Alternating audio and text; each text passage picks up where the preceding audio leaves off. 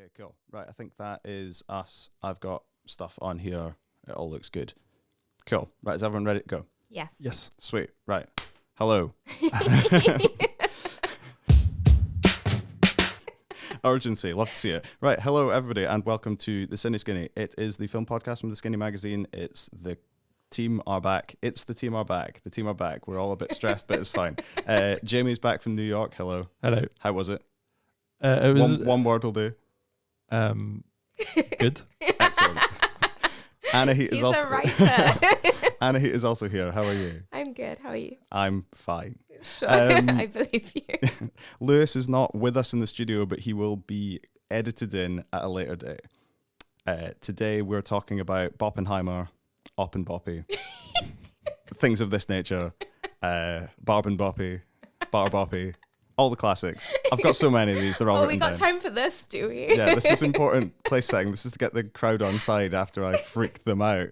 It's like when you say, oh, come on, everyone, we've got to hurry. And then when you realize you freaked everyone out, you're like, I'll tell a couple of jokes while we're waiting on this train platform with 15 minutes to go until the train comes. So yeah, we're going to talk about Oppenheimer and Barbie and probably a few other wee bits on the way. A couple of bits of housekeeping. Thanks to EHFM again for having us. It's the only radio station. That's what I've been led to believe. EHFM.live. And also, you can now get tickets for the next of our Cine Skinny Film Club screenings with Mubi. Passages is on the 6th and 7th of September, I believe. Don't hold me to that. At CCA in Summer Hall, theskinny.co.uk/tickets. When we get back to the office, I will update that page so that that is actually accurate. Cool. That's stuff out of the way. 1 minute 45. I'm happy with that. We're setting a good pace. Let's talk about Oppenheimer and Barbie, but first let's talk about the cultural moment that we are currently in, the Oppenboppie era that we have entered, the Barboppies, etc., etc. So, Jamie, you got back from New York, Yes. which was good, It was as good. we previously discussed, and you were in Glasgow at Oppenboppie time, Oppenboppie clock. It's like you're interrogating him. It's like he's establishing an alibi. Yeah. Yes, I arrived back on the plane on Friday morning and the town was pink. Something had happened. It was like Times Square, but around GFT, and people were dressed up. It was really nice. Amazing. Yeah, it's it's amazing. Like, it's, you know, I don't know about you guys, but the cinemas that I saw this in were buzzing. Like, there was like really crowds that you don't really see outside of festival time. Yeah, it's just nice to see people properly excited about movies, and movies that are not your typical cookie cutter summer movies. You know, like, these are, I think, as we'll talk about, kind of weird movies. Really, they're not. You know, they're not your typical fare for this time of year. And yeah, to see people getting like incredibly excited about them is kind of fantastic. I don't quite know how it's happened, to be honest. Like, you know, there's been tons of films that have been marketed like this, but nobody got this excited. I don't know exactly why this phenomenon has happened. I don't know if anybody's got any. Yeah, I don't know either. I think I remember like earlier this year seeing a tweet that was like, oh my God, these two are coming out on the same day.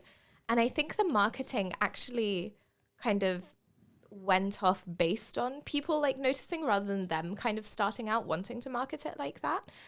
So it was just like one of those like very organic things that like spiraled in a way that, yeah, I haven't really seen with any other film where it's like it was made into a phenomena before it happened, right? Yeah. Like, it's not about like the film and what it did. It's about just like the circumstances of the film's release. And as we'll go on to discuss, made into a big phenomenon before people really knew what these films actually were. Yeah, which is very funny. Yeah, I just think it is like really nice that people are like turning out. I think it's really nice as well that Barbie is the one that has done the best, even though I actually, as we will discuss, I think I probably like Oppenheimer more. But I think that is something, I think Chris Nolan has so much kind of box office capital, right? In a way that maybe Greta Gerwig is kind of considered more art house. And so the fact that people are just like turning out for Barbie, really because of like their childhood, because of their like own kind of like emotional connection to this film, like, it's just quite nice. Like, it's nice that can like drive the biggest film of the year in some ways. Yeah. And it's the biggest weekend, I think, well, of this year, definitely, but I think it's the 4th or 5th biggest of all time, which is kind of incredible. That's fucking insane. And I think it's the first time two films have made above 80 million in the first weekend. Oh, wow. Like, ever. Like, it just doesn't happen. Usually you have a big film and then a smaller film. But to have two films doing so well, and, you know, even Oppenheimer is not like, of all the Chris Nolan films to do well. You know, it's not like Interstellar or Tenet, which is a big sci-fi thing. This is a dour movie about physicists. You know, it's not exactly and war crimes. Yeah, I know, it's like Yeah. not exactly like catnip for the box office, but you know, it is. I don't know, it's amazing. Well, on that note, shall we move on to discuss the box office catnip about war crimes and nuclear physics? So, Oppenheimer, Cillian Murphy is J. Robert Oppenheimer, nuclear physicist to the stars and director of the Manhattan Project. Big kind of classic Chris Nolan ensemble cast: Emily Blunt, Florence Pugh, Matt Damon, Josh Hartnett, Benny Safdie, Robert Downey Jr., Kenneth Branagh, loads of other people. As Sally pointed out, the guy who plays the creepy teenager in Desperate Housewives. Which one? I see there. He is the guy. So he plays Oppenheimer's first student, and he played the creepy teen who strangled all those people. Because there was Spoilers also, for Desperate Housewives in the preceding sentence. there was also the creepy kid from You, who plays Oppenheimer's Oh, yeah. brother. Yes. Yeah. And there's I mean, this is going out to Hollywood fans, Hollyoaks fans. There's Craig from Hollyoaks was there. What? Craig from Hollyoaks, I think his name's, what's his name? Something Dean? Anyway, I can't remember his name. But, Oh, Craig Dean. oh, no, not Craig Dean. That's somebody else. Oh, that's the character. Something Guy Burnett? Guy Burnett, yeah. Who is he? He was like the English guy who wanted to get information, the guy who worked for Shell. Oh, I will be honest with you. I ran out by about like minute 30 of knowing who everyone was in the film, as in the characters. Someone would come and it would be like, I do this for this like organization. I was like, okay. Yeah, I was just God bless remembering you. the actors. Yeah, It's Benny Safdie. Yeah, you know. yeah. I had no idea who his character's name No, was. or what they were doing. So if you haven't already seen it, you'll be aware now after this brief conversation. It's a kind of labyrinthine crossing time, interior, exterior, past, present, memories. What are memories? What is thing? Where is nuclear bomb? Etc. etc. It's it's a very dense, sometimes confusing and confounding, but interesting and good film. Jamie? ? He said. Yeah, I think I sometimes just take for granted what a good filmmaker Christopher Nolan is. You know, because like you say, this film has such a complex structure. It's I mean, even to go into it, there's one section called fission, one section called fusion, one's in black and white, one's in color, and then, like you say, there's a lot of kind of flashbacks and stuff. But it's complex and all that is. It just clips along at such a pace. I don't think there was a scene that lasted more than 30 seconds, but and it's introducing all these array of characters. And, you know, while I can't say I remembered every character's name, I did keep up with the plot. It was very lucid, and it moved along at such pace. Even, you know, you can imagine the kind of dry, boring version of this. Yeah, and we have seen like dry, boring biopics like about the war many times. And the fact that Christopher Nolan takes a character who is essentially a physicist, who like in a lot of the scenes are just like him talking about theory with his students, and makes that edge of your seat exciting is kind of like fantastic, I think. And I obviously was a bit worried about going into the film because obviously Oppenheimer, you know, he created, you know, arguably one of the worst things that ever happened to the world. But yeah, I think that the film handles that really well, and I did find the film incredibly moving, despite the fact that, like I say, it's just like men chatting in rooms, and it doesn't sort of go into the horror of war. Like a lot of people have complained that actually we don't see the bombings, we don't see ending in Japan, we don't see the suffering, but actually I think the film does deal with it in a very interesting way. And like you say, it's more the interiority of Oppenheimer that explores it. And I think it did it in a really interesting and satisfying way for me. Yeah, I agree. I think it's such an interesting choice to kind of take, one of the kind of biggest in terms of kind of theory and science and everything that had to be done around it, and also biggest in terms of just like everything it did kind of socially and politically in the world, to take this kind of invention and to turn it really into a film that is about like futility, really. Like the nuclear bomb is just like such a futile thing, right? Like it kind of ends itself. And kind of you see that as the film progresses, where they keep talking about like this will end the idea of war. And then obviously it didn't. It just began just a bigger scale of war, right? Like the Cold War happens immediately afterwards.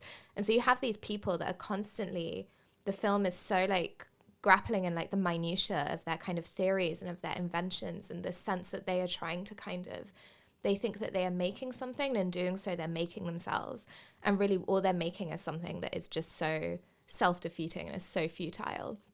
And so it's like really this kind of like journey towards nothing, like it's towards nihilism. And that is like such an interesting way to deal with both a biopic, which often like has this sense of like progress and of like a life being lived, and then also this like idea of like an invention, right? Like it's not like, for example, what was that film called about Alan Turing, The Imitation Game, where it's like, and then it like invented computers, and you have this sense of like the way that this kind of scientific breakthrough expanded the world.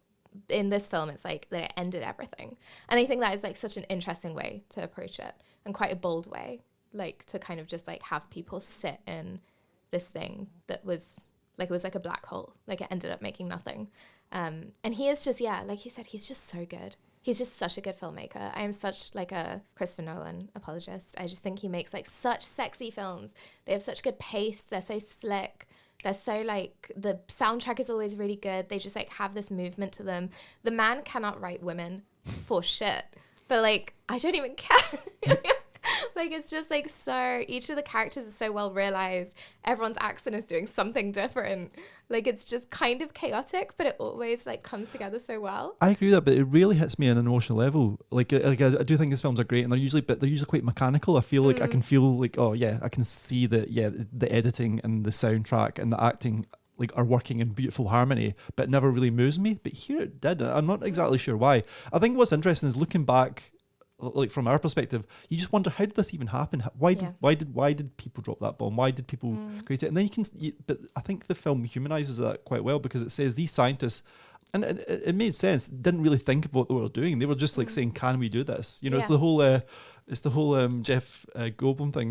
They didn't think of should they. It's like could they, and it was like the excitement of discovery. And it's interesting that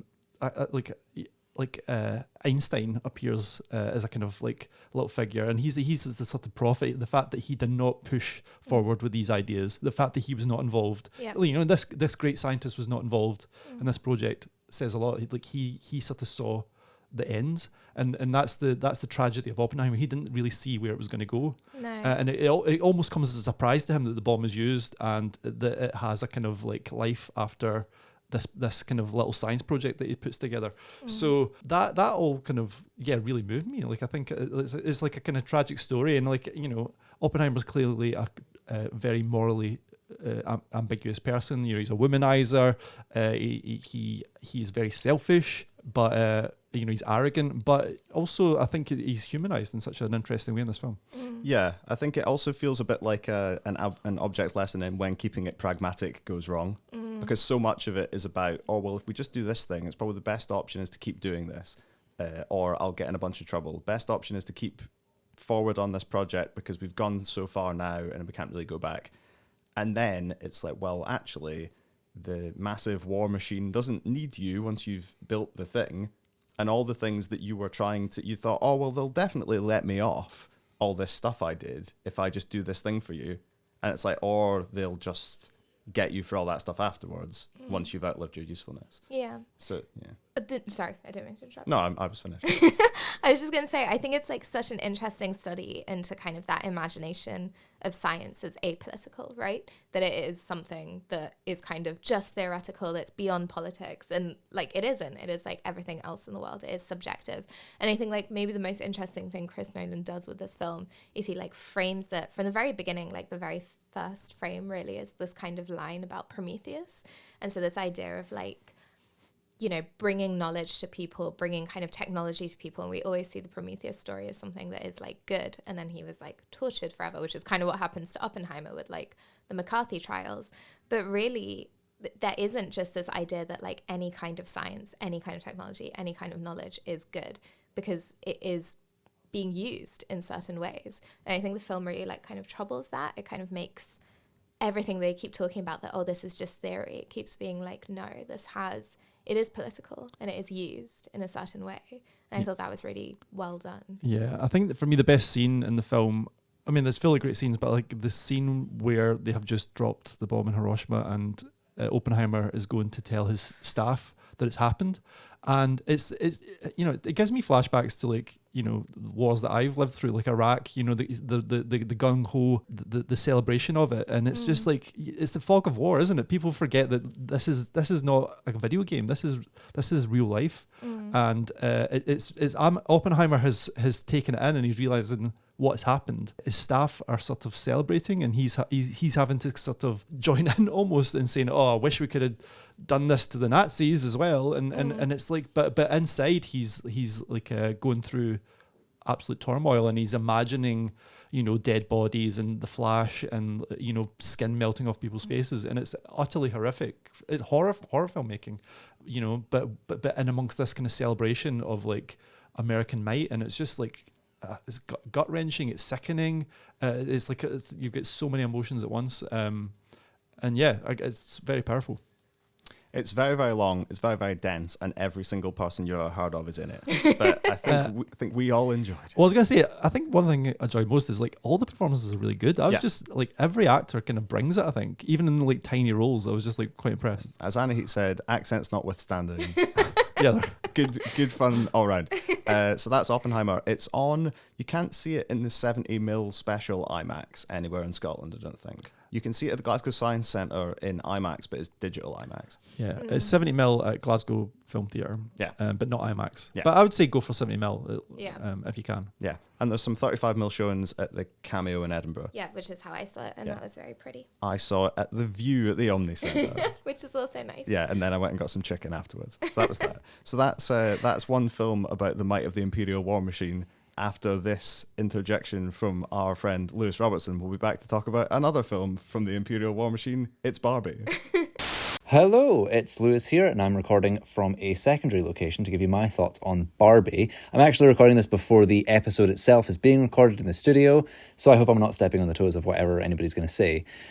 So Barbie, yeah, the hype train lasted a little bit too long for this one. I think everyone can agree. The past few weeks have been less about memes and cool teaser trailers and more about product endorsements and brand deals. So I'm not surprised that some people are going in a little bit deflated. But I only saw the film yesterday, and I think I've already seen people whining about it being this big commercial-facing entity. And it's like, yeah, was I the only one going into this film knowing that it was like a big advert for Mattel and that they were going to try and merchandise the shit out of it? Like, I am anti-commercialism. I have big problems with where Hollywood gets its money, but The Guardian had a headline about Greta Gerwig selling out and no longer being a real director, which just seems a tad reductive, especially when I've seen far fewer people last year accusing Top Gun Maverick of being military propaganda. I wonder what the difference between these two films are that might cause some kind of double standard. Hint, one of them is pink. So I'm determined not to be one of those people who's shown up at Barbie's dream house and is complaining about how many Barbie products are there, but let's talk about the interesting things that are going on in this film. It's Gerwig's funniest film. There's all sorts of humour, so my audience at the GFT were just cracking up the whole time. There's quips, but not like annoying Marvel quips that just undercut big dramatic moments. They are, in fact, this really fun juvenile back and forth between all the characters because they're meant to be children's dolls, so they're sort of trying to own each other, even though they don't really understand the concept of owning each other. There's physical comedy. I know not everybody likes Will Ferrell, but he sort of shows up and does his Will Ferrell thing in this sort of slapstick chase sequence. And there's even existential comedy, including a preppy, bright Mattel commercial for all-new Depression Barbie, which feels a little bit like a Bo Burnham bit. The politics behind the film are sound, if a little simplified. Like, slight spoiler, patriarchy makes its way to Barbie land, but adorable Ryan Gosling just sort of thinks that this is like a cool thing that means horses, guitars, and The Godfather. So while it is a good source of conflict, and it does give some good platforming for female characters to kind of make their stance, the film doesn't even really get into what this idea is and why some people subscribe to it. Ryan Gosling, by the way, is fantastic. His ending does feel a little vague. It's unclear whether or not he's dealing well with the existence of just being a person who's Barbie's accessory, whereas Margot Robbie was probably my favourite role. She really excels with this arc that sees Barbie go from product and transform into a person. There is a bit of emotional heft, not a lot, just sort of showing up at the end, Probably because of the film's imaginative, zany tone, they can't have as many of those hard-hitting emotional moments that Greta Gerwig sometimes shows. But it does kind of just crop up at the end, nicely coinciding with a cameo from Gerwig's motif of mother-daughter relationships. Surprisingly not in the characters who are actually mother and daughter. But yeah, I mean, it's great fun. It's probably the funnest film of the year so far. It's got this wonderful level of energy. I'm excited about audiences going to see it. We're getting huge numbers going into the theatres, having a great time, good messages. Some people are bringing, even younger audiences in, otherwise known as children. And I'm excited to see that kind of film reaching that younger person. And again, I'm recording this before the actual podcast, so it will be really embarrassing if everybody else in the studio just disagrees with me and slates it. But you know what? That's not very Barbie. So fuck you. I'll like the movies that I like. Okay, bye. She's a blonde bimbo girl in a fantasy world, but she's not that happy about it. So Barbie, Margot Robbie is Barbie. Greta Gerwig directed it. Noah Baumbach and Greta Gerwig wrote it. Ryan Gosling, Issa Rae, Alexandra Shipp, America Ferrera, Will Ferrell, Kingsley Ben-Adir, everyone from the Sex Education cast, who presumably all came in a big minibus to the studios every day. And yeah, another film full of people you know and love. It's about an existential crisis from Barbie and latterly Ken. Again, another screening, absolutely packed with people. Everyone's having a lovely time. That's all I've got to say for now. I'm going to pass to Anahit because I went to Jamie first last time. This is how gender works. Yeah. This is Barbenheimer in action. Yeah. So yeah, this is kind of Greta Gerwig's kind of very, very famous, everyone wondering what the fuck it's going to be, Barbie film. I am really reluctant to kind of get into the plot of it in any way. I think despite the kind of onslaught of marketing, I think one of the best things the marketing team has done is that very little in the trailers, most of it is like from the first 10, 15 minutes of the film. I had no idea how the film was going to unfold, and I think that is, I would like to keep it that way for most people, because I think that is like a really the best way to go into it. But essentially it involves like Barbie, stereotypical Barbie, who is Margot Robbie, and she just starts to have an existential crisis, and she is starting to like notice things about like the way that her world is like not quite fitting together, and she's not quite fitting together, and then goes on like a little journey with Ryan Gosling's Ken, which is about as much as I'm gonna say. I really enjoyed this. I laughed a lot. I had a great time. I think it's very, very clever. It's not afraid to be clever. There's like a very good joke about Proustian Barbie at one point. There's just like thrown away. And I think actually the pace, in a very similar way to Oppenheimer, this film has a lot of pace. Like she is not, like jokes just go by really, really quickly. She doesn't like wait for you to catch up. And I really like that. There's like a kind of respect for the audience. So I will say this is a 4-star film, really great, like production values, direction, all of it is like really, really good. It is, I think, a film for children, which is not what I was expecting, really. I think especially in the way that it kind of thinks about a lot of kind of its approach to like gender and, you know, kind of Barbie going on this like journey of realizing that kind of, what is it like that kind of women, the female experience, what is it that kind of means in the real world and then in her world. There is a kind of simplicity, I think, to the way that kind of Greta Gerwig and Noah Baumbach write that. I think the thing that I really love about Greta Gerwig in like Lady Bird, Frances Ha, Little Women is she thinks about the female experience in these really like nuanced ways. Like she's thinking about kind of the thing with Little Women, right, is that it's about the impossibility of having both like independence and intimacy. And that's like something that's happened under patriarchy, but she's really like going granular with like breaking that down and what that means. Whereas in this film, they just keep talking about the patriarchy in just these very broad ways. There's a lot of stuff about like, oh, the men are in charge. And it's like, okay, but like, what does that mean? Like in a really, and there is just like a kind of broadness with which they're talking about this, which I don't think is like wrong, but it just is broad. Like I think it made it like quite vague for me. It meant that like, it didn't really say anything particularly profound about kind of the female experience, about being a woman, about like what that even means as a category. There's obviously like that itself needs to be troubled. I did think it was actually a much more interesting film on masculinity and on like Ken's little journey that I'm not going to get into, but it's like that feels very clever, and that actually feels very subversive in terms of what we think of the Ken doll and then what he is kind of going through. But the rest of it kind of just felt like the point that we got from it was like, yeah, it's hard being a woman because men are in charge. And it's like, yeah, I don't know. It just didn't feel all that deep to me. And I think a lot of the kind of conversation going around it was like, oh, it's this like really dense, like existential, blah, blah, blah. And I didn't really think it was. I thought it was quite a simplistic, childlike kind of message about gender, but made in this really like lavish and clever way and very witty and very like fun. But it wasn't quite, I think for me, it is my least favorite of Greta Gerwig's films. There was a distinct lack of yes-anding in the writer's room, I think. There's a lot of script moments where a character will say a statement, and then another character will say a complimentary but not, like, it doesn't follow on statement. And the script often felt a little bit like it was a series of...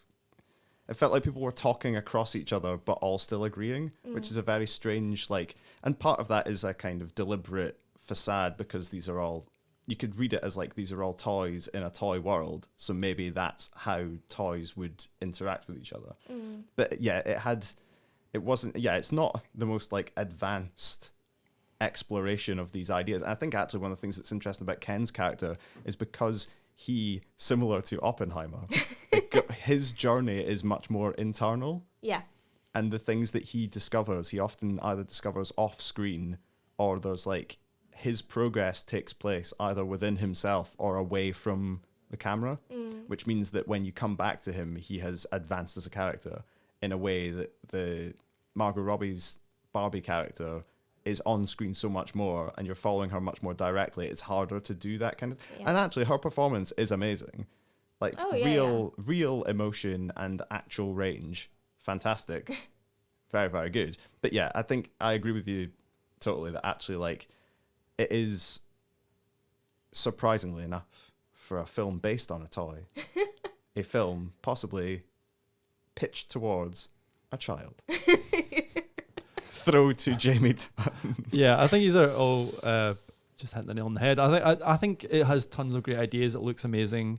The cast are so game and fun, but it's just not put together in an elegant way. Like the ideas are not interwoven that well into the plot. There's a lot of telling and not a lot of showing, which is like...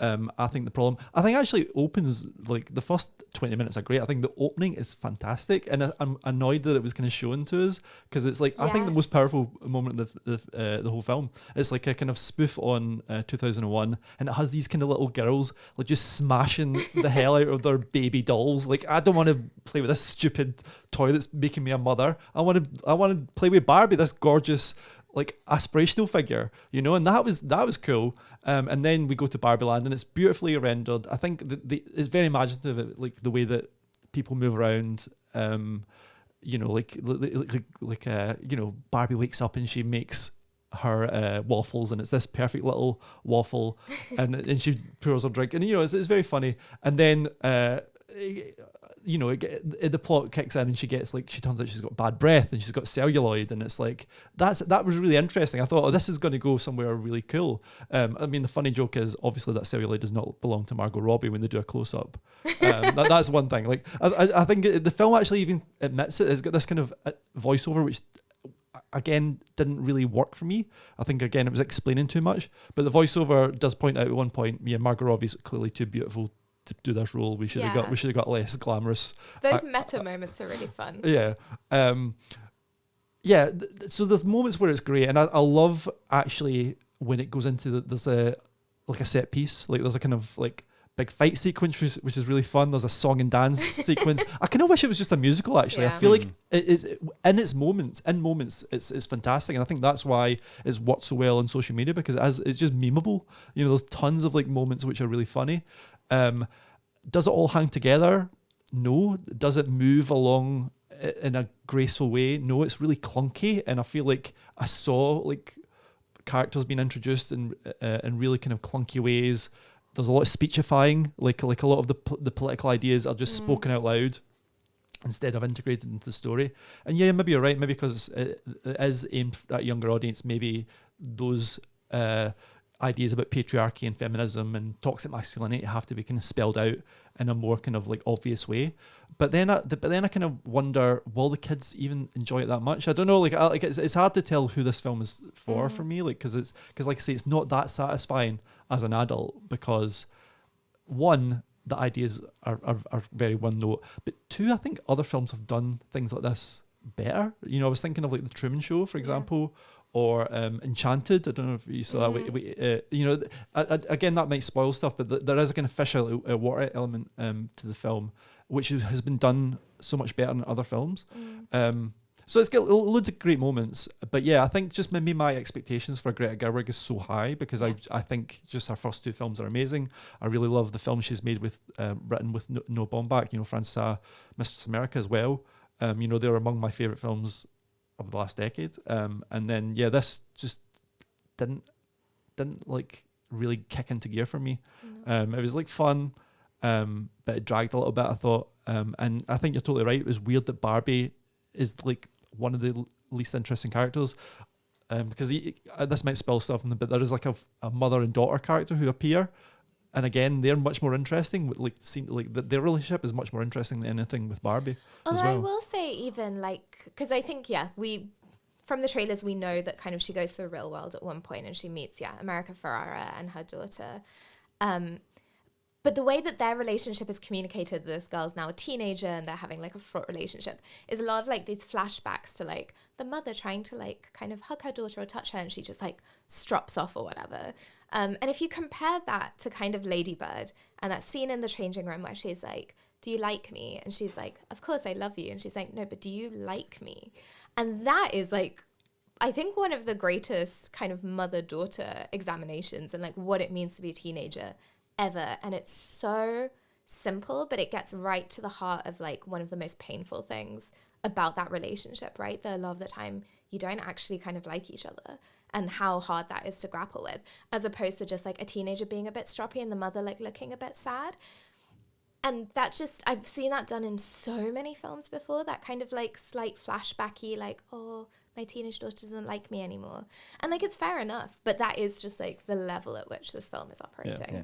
And I think that in its like expression of gender, it maintains a very strict binary between the Barbies and the Kens, with the exception of one character who I want to give a massive shout out to. It's my main man. It's Alan. Alan is the one. He's like the person in the zombie film who is able to like blend in with the zombies while still walking around fully compass mentis. He is able to cross over because nobody really wants him. Yeah. So Alan is played by Michael Cera, and he is, I believe, based on a discontinued friend of Ken. Which feels like it could be a euphemism, but I think it's just literally he's just a friend of Ken. Well, I think it is implied he's a coded sort of gay character because it implies he also enjoys massaging the other Ken's feet at one point, and he gets like really upset with that. Yeah, so. But he's in a weird way the character who you would have he does have a key role, but I would have liked to see more of him, because I think that what that character is able to do is show the kind of like the gaps in each side's thinking in a way that they could like come together as like, rather than having it be this very, because it's weirdly quite a children's film based on a toy. It's a very kind of like oppositional film that says like, well, we want these things and we want these things, and never we can't. I mean, we could compromise. Never. I will never compromise with the Kens. Look at them with their stupid haircuts.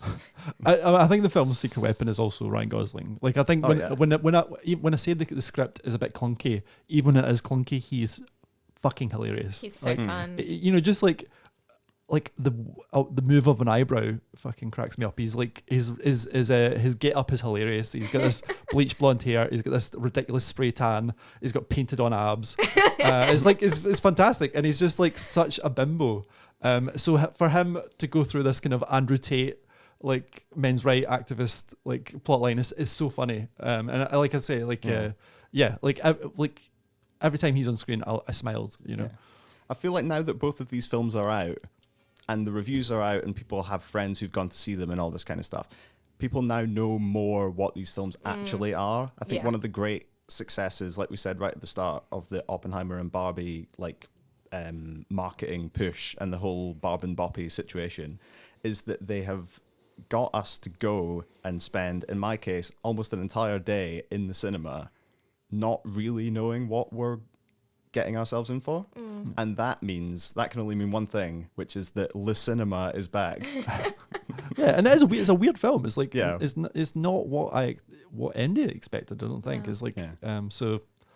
And that's cool. And I would say that if you haven't seen either of these films, you should go and see both of them because they are both really good. Barbie's incredibly like exciting visually, and the performances are all really good. It's just so funny. It's really funny. It's really like interesting, and it's really good to see like proper craft on screen. There's no CGI in it. It's all like physical sets and like really actually quite like odd practical effects at times and stuff.